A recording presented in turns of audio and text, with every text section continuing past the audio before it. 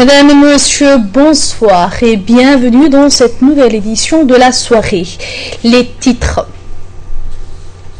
Le président Abbas, reçu au palais présidentiel par le chef de l'État djiboutien, a indiqué que Djibouti avançait vers le progrès, doucement mais sûrement. Et Djibouti, toujours avec la venue de Mahmoud Abbas. Le chef de l'État, Ismaël Omar Guelleh, a accueilli aujourd'hui au palais présidentiel le président de la Palestine, Mahmoud Abbas, qui effectue une visite officielle. Au cours de cette rencontre, les deux présidents ont eu un entretien en présence de leurs collaborateurs respectifs. Cette étape a ensuite laissé place à un entretien en aparté entre les deux chefs d'État.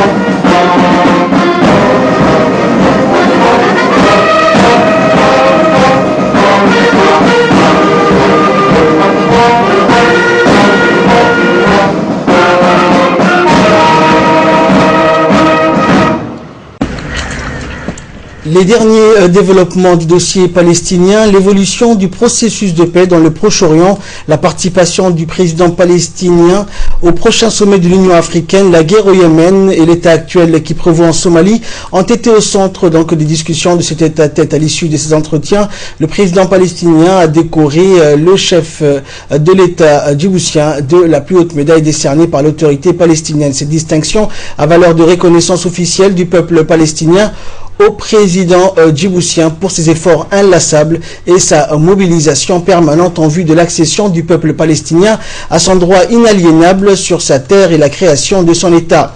Le président Guelleh a toujours demeuré, notamment au sein de toute instance internationale, une figure de proue de l'assistance et du soutien au peuple frère palestinien dans la quête légitime de ce dernier à disposer de lui-même. Un accueil officiel et chaleureux a été réservé au président palestinien et à sa délégation à la présidence de la République. Le tapis rouge a été défilé et une troupe de la garde républicaine a interprété l'hymne national de la Palestine en présence d'une haie d'honneur composée de tous les membres du gouvernement et du Parlement de Djibouti, des membres du cabinet du président de la République et de représentants des corps diplomatiques accrédité à Djibouti.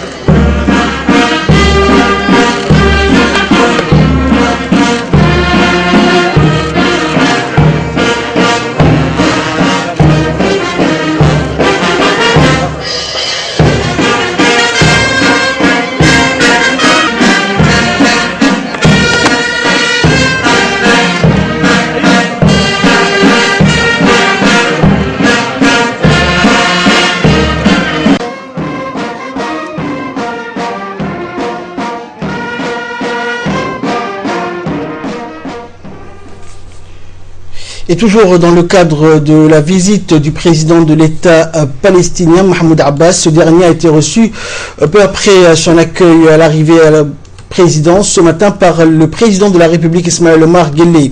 Une réunion tête-à-tête a eu lieu donc au palais présidentiel, au cours de laquelle les deux dirigeants ont passé en revue plusieurs questions relatives à la situation palestinienne préoccupante dans les territoires occupés, tels que l'escale en Cisjordanie et la situation humanitaire alarmante à Gaza du blocus.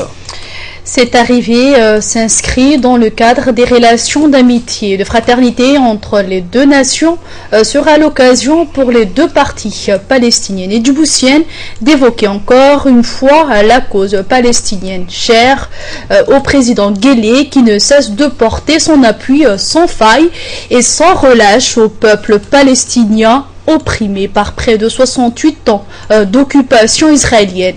Une occupation s'accompagnant de tous ses corollaires macabres et aux conditions telles que torture, massacre et oppression sous toutes ses formes.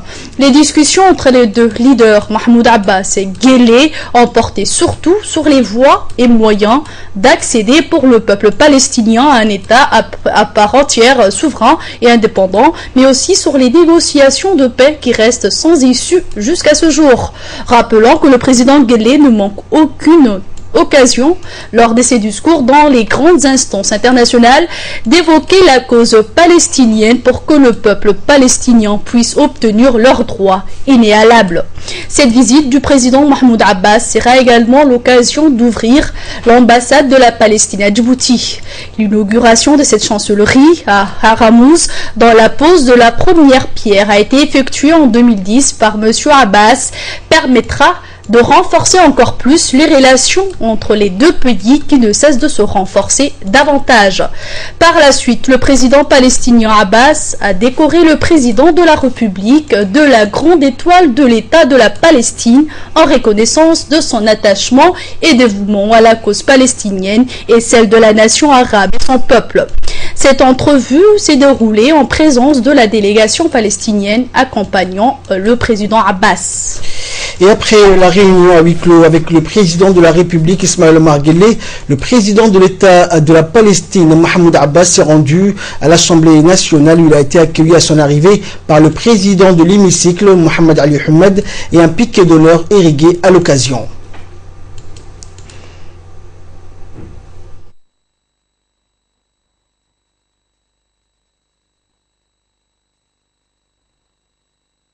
Donc, s'est déroulé en présence des parlementaires, du Premier ministre Abdelkader Kamil, des parlementaires ainsi que des hauts cadres et responsables civils et militaires du pays.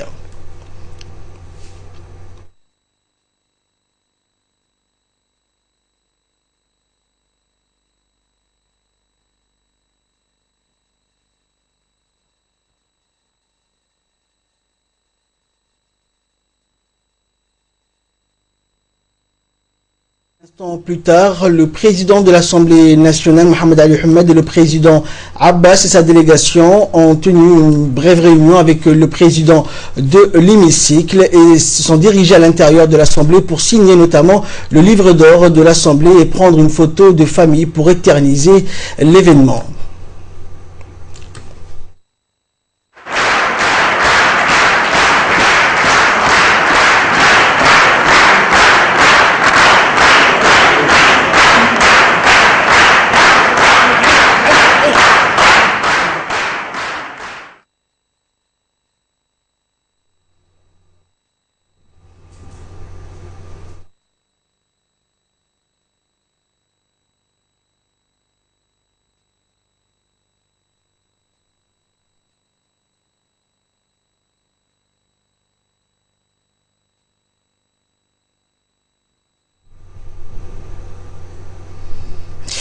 Et le président de l'Assemblée nationale, Mohamed Ali Ahmed, a d'emblée, dans un discours prononcé à cette occasion, souhaité la bienvenue au président de l'État palestinien, Mahmoud Abbas.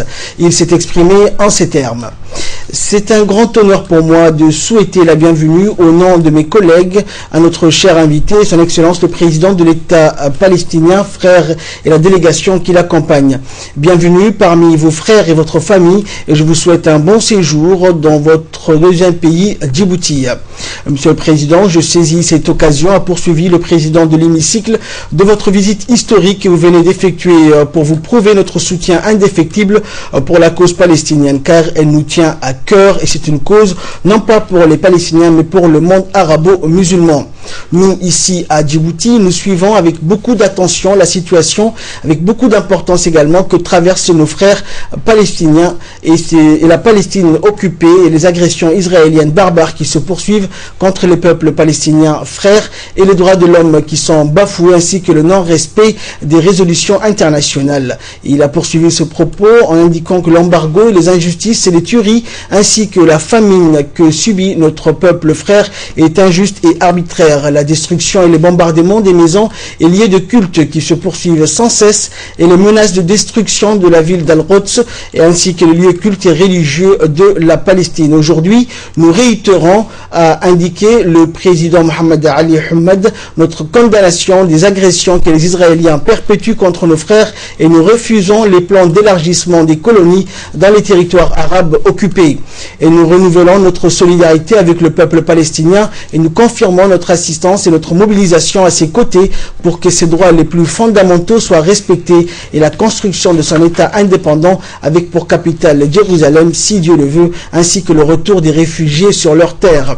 De cette tribune, nous lançons un appel pour que justice soit rendue au peuple frère palestinien et nous appelons les parlements internationaux et surtout européens et parmi eux ceux qui ne reconnaissent pas l'État palestinien indépendant et souverain de soutenir ce nouvel État ainsi que ses droits qui sont bafoués illégalement par les Israéliens.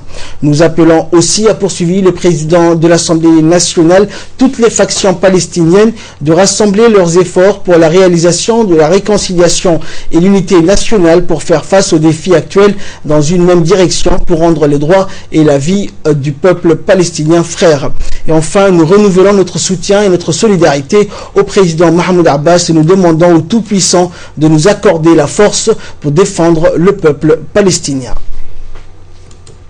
Et de son côté, le président de l'autorité palestinienne a remercié le président du Parlement, les membres du gouvernement et les parlementaires de l'accueil chaleureux qui lui a été réservé et lui ainsi qu'à sa délégation. Il s'est donc exprimé en ces termes. Je suis très heureux d'être parmi vous aujourd'hui et de m'adresser à vous au sein de ce grand hémicycle inauguré l'année dernière. Cela m'offre l'opportunité d'exprimer ma joie et celle de ma délégation de voir que la République de Djibouti avance sérieusement sur la voie du progrès et de développement avec les nombreuses réalisations faites. Un développement, a souligné M. Abbas, qui se poursuit dans tous les domaines et du fond du cœur, nous ne pouvons que nous souhaiter plus de progrès social et de prospérité. La République de Djibouti a pu en quelques années réaliser de nombreuses choses et asseoir les bases d'un processus démocratique.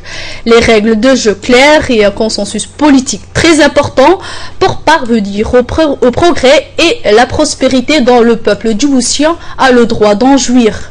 Monsieur le Président de l'Assemblée, Mesdames et Messieurs les parlementaires, je voudrais ici exprimer toute ma gratitude au Président Ismaël Omar Guelleh, au gouvernement et au peuple djiboutien et leur noble position et soutien quant à la légitimité des revendications du peuple palestinien, un peuple qui réclame son droit à la liberté, à sa souveraineté et à son indépendance. Djibouti a toujours été à nos côtés dans toute instance régionale et internationale et nous prenons en haute considération votre appui quant à la construction de la nouvelle chancellerie à Djibouti de l'État de Palestine. Je suis personnellement procédé à la pose de la première pierre de cet édifice et je m'honore de procéder aux côtés du président Guelleh à son inauguration. Il m'est donc agréable de saluer la constance de la position djiboutienne eu égard à la question palestinienne. C'est une question fondamentale et qui concerne toute la nation arabe. Je me félicite en outre de cette générosité de Djibouti qui accueille sur son sol des milliers de réfugiés yéménites et somaliens qui vivent des difficiles moments. Je me réjouis enfin de la sage politique menée par le président Guelleh pour asseoir la paix et la stabilité dans la sous-région. Et par la suite, le président de l'État de Palestine, Mahmoud Abbas, a procédé à la coupure du ruban de la nouvelle ambassade de l'État de Palestine à Djibouti, située à Rarmous. À son arrivée, il a été accueilli par les membres du gouvernement, les Palestiniens, les corps diplomatiques accrédités en République de Djibouti.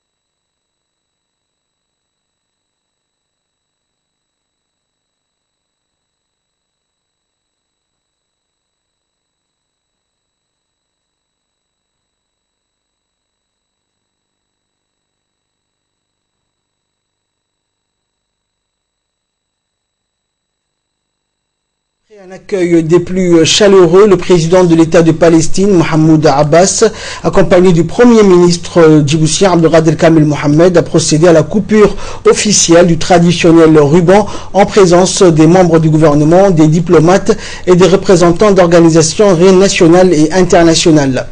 Ils ont ensuite visité les différents locaux qui composent l'ambassade de l'État palestinien.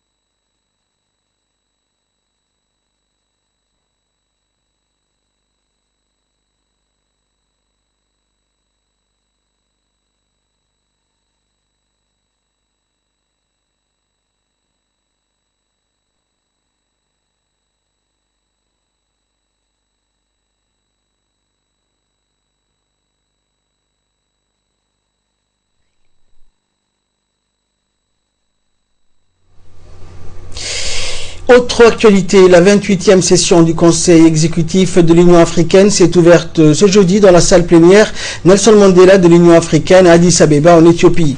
Le ministre des Affaires étrangères et de la coopération internationale, porte-parole du gouvernement, Mahmoud Ali Youssouf, ainsi que la délégation qu'il conduit, a pris part à cette 28e session. Le Conseil exécutif QC tient en prélude du sommet qui s'ouvrira le samedi prochain dans la capitale éthiopienne a pour ordre du jour l'examen d'un certain nombre de points entre le rapport annuel de la Commission de l'Union africaine, le rapport du comité des représentants permanents ainsi que le rapport intérimaire sur la Cour pénale internationale. Notons que cette session va également procéder à l'élection de 15 membres du Conseil de paix et de sécurité de l'Union africaine. Rappelons que notre pays est candidat pour un mandat de 3 ans dans ce conseil après avoir servi ce dernier 2 fois de suite et ce pour 2 mandats de 2 ans.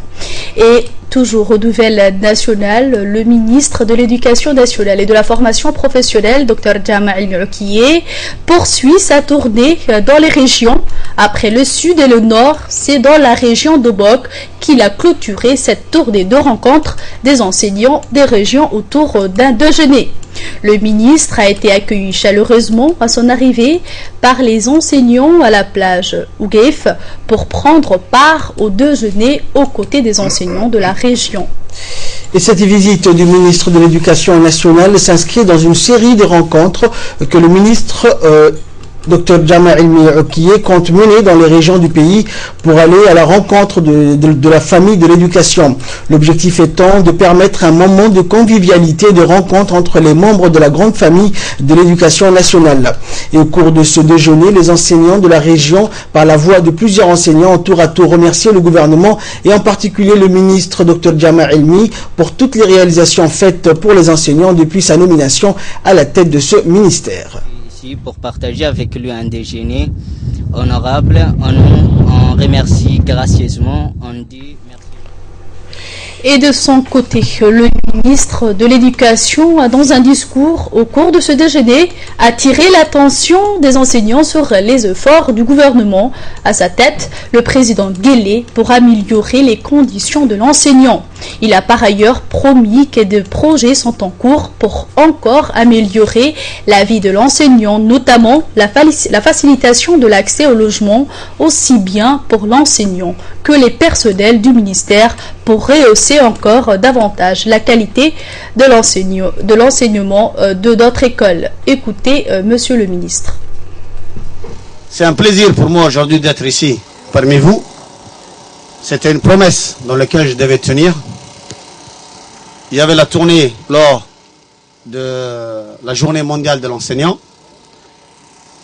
Les promesses dans les autres régions ont été tenues. Ma visite a été faite. Et aujourd'hui, la dernière région était Obok. Et c'est un réel plaisir de pouvoir partager ce déjeuner avec vous, mais aussi d'entendre vos doléances. L'enseignant, vous le savez tous, ce qu'il représente et ce qu'il est lorsque c'est un bon enseignant. Lorsque c'est un enseignant sérieux, éveillé. Un jour, vous étiez élève et vous avez eu des enseignants qui ont travaillé d'arrache-pied pour que vous aussi, vous puissiez avoir cette intelligence, avoir ces connaissances. Et aujourd'hui, c'est à votre tour de pouvoir donner ce que vous étiez donné auparavant. Sachez que c'est une chaîne qui se suit. Aujourd'hui, vous êtes enseignant. Hier, il y avait un autre. Avant-hier, il y avait un autre. Et demain, il y aura d'autres qui seront à votre place et qui enseigneront les générations futures. Donc, le futur d'un pays, le futur du monde, dépend avant tout de l'enseignant. Puisque si cet enseignant n'est pas sérieux, s'il ne fait pas son travail comme il se doit, s'il n'enseigne pas d'une manière efficace à ses élèves, sachez qu'à chaque fois, le futur sera moins radieux que le passé. Et moi, alhamdoulilah, le temps que je suis là, je pense que nous sommes ensemble déjà 3 ans, le département de l'éducation nationale, sous les instructions du président de la République, nous avions fait en sorte que plusieurs mesures puissent voir le jour. Ces mesures ont été tirées des recommandations des enseignants et des réflexions qui ont été faites. Mais les mesures étaient de manière globale sur tout le territoire. Vous savez bien vous-même les actions qui ont été entreprises. Vous savez mieux que quiconque, je ne m'attarderai pas à les énumérer.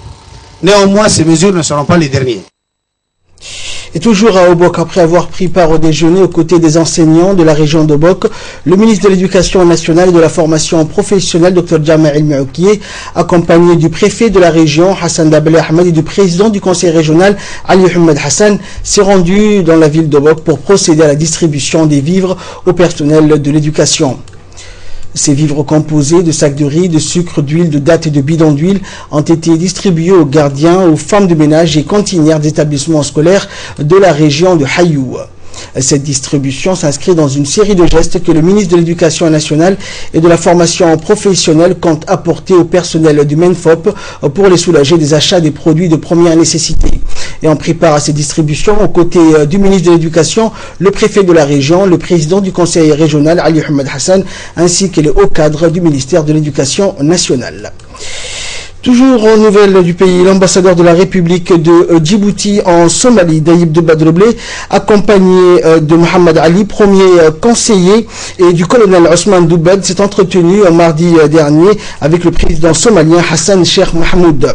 Au cours de la discussion qui a porté sur l'état des relations entre les deux pays, l'ambassadeur a réitéré l'engagement de Djibouti à continuer à participer à la stabilisation de la Somalie avant de briefer le président sur la situation dans le district de Hiran ainsi que sur la rotation des troupes du bataillon IL. Hassan Sheikh Mahmoud a d'autre part rappelé que le gouvernement somalien œuvrait actuellement à préserver la pérennité des institutions somaliennes en élaborant notamment un processus électoral par la voie du dialogue et du consensus. Enfin, le président a prié l'ambassadeur de transmettre ses plus vifs remerciements au chef de l'État Ismaël Omar Guelleh dont le soutien est plus que jamais crucial. Autre nouvelle, une première en matière de sport féminin à Djibouti. Le secrétariat d'État à la jeunesse et au sport vient de mettre à la disposition des femmes djiboutiennes une salle de sport équipée pour la pratique de gymnastique connue sous l'appellation d'aérobic fitness au stade de Gouled. Les cours de formation physique assurés par une experte internationale cubaine ont pour objectif de permettre notamment aux jeunes femmes et aux jeunes filles djiboutiennes de garder leur forme et surtout de lutter contre les risques d'obésité pour préserver l'état de leur santé. Cette première salle de formation d'aérobic fitness est mise à la disposition de toutes les femmes djiboutiennes et sera ouverte 3 jours de la semaine, tous les dimanches, mercredis et vendredis de 18h30 à 20h30. Cette nouvelle action du secrétariat d'État à la jeunesse et au sport s'inscrit dans le cadre de la politique du président de la République, Ismaël Omar Guelleh, pour promouvoir les droits et la santé des femmes djiboutiennes. Ils m'ont diffusé à la télé directement en fait. On leur dit bravo et félicitations pour leur jeunesse. Et toujours dans la page sport, le haut plateau éthiopien est devenu une destination préférée des grands athlètes internationaux pour effectuer des entraînements de haut niveau. Les athlètes djiboutiens de l'équipe nationale d'athlétisme junior et senior travaillent d'arrache-pied sous la direction d'un entraîneur international en la personne de Jam Aden, spécialiste de la course de fond et de demi-fond. En effet, ces athlètes s'entraînent aux côtés des athlètes internationaux, des champions du monde et des champions olympiques comme l'international britannique d'origine somalienne Mo Farah, champion du monde olympique des 10 000 mètres, et l'athlète éthiopien Ibrahim, champion du monde des 5 000 mètres en 2013 à Moscou, ainsi que d'autres grands athlètes venus de tout horizon. L'entraîneur de l'équipe nationale, Jam Aden, a indiqué que 3 athlètes djiboutiens se sont qualifiés pour les Jeux olympiques de Rio de Janeiro en juillet prochain. Il s'agit en l'occurrence de Muhyiddin Ouaïs, Ibrahim Hassan et de Abdel Fattah Ismail. Ils ont réalisé les minima nécessaires pour se qualifier à cette grande compétition internationale. Et quant à l'international djiboutien Yale Suleiman, l'entraîneur s'est dit optimiste de ses capacités de réaliser des performances et de gagner des médailles. Ces athlètes sont amenés aussi à représenter la République de Djibouti au championnat d'Afrique, d'Arabe et de cross-country prévus respectivement les 14 février au Cameroun et 31 mars prochain en Tunisie. Rappelons enfin que l'équipe nationale djiboutienne avait largement dominé la précédente édition du championnat arabe en occupant les 5 premières places. Et pour ce qui est du championnat africain, Djibouti a été couronnée vice-championne.